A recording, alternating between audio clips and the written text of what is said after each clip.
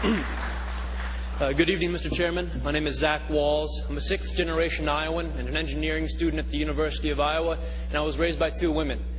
My biological mom, Terry, told her grandparents that she was pregnant, that the artificial insemination had worked, and they wouldn't even acknowledge it. It actually wasn't until I was born and they succumbed to my infantile cuteness that they broke down and told her that they were thrilled to have another grandson.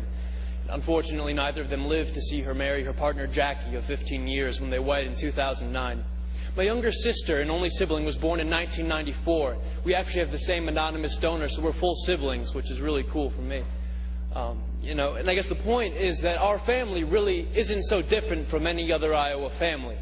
When I'm home, we go to church together, we eat dinner, we go on vacations. But we have our hard times too. We get in fights. Actually, my mom, Terry, was diagnosed with multiple sclerosis in 2000. It is a devastating disease that put her in a wheelchair, so we've had our struggles. But, we're Iowans. We don't expect anyone to solve our problems for us. We'll fight our own battles. We just hope for equal and fair treatment from our government.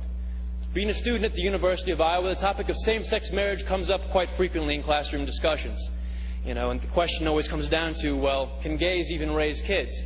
And the conversation gets quiet for a moment because most people don't really have an answer. And then I raise my hand and say, actually, I was raised by a gay couple, and I'm doing pretty well. I scored in the 99th percentile on the ACT. I'm actually an Eagle Scout. I own and operate my own small business.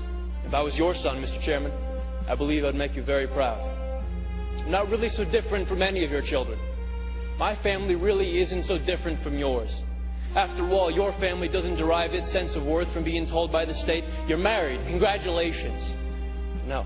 The sense of family comes from the commitment we make to each other, to work through the hard times so we can enjoy the good ones. It comes from the love that binds us. That's what makes a family. So what you're voting here isn't to change us. It's not to change our families. It's to change how the law views us, how the law treats us. You are voting for the first time in the history of our state to codify discrimination into our Constitution, a Constitution that, but for the proposed amendment, is the least amended Constitution in the United States of America. You are telling Iowans that some among you are second-class citizens who do not have the right to marry the person you love. So will this vote affect my family? Would it affect yours? Over the next 2 hours, I'm sure we're going to hear plenty of testimony about how damaging having gay parents is on kids.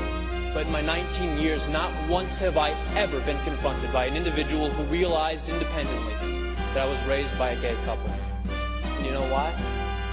Because the sexual orientation of my parents has had zero effect on the content of my character.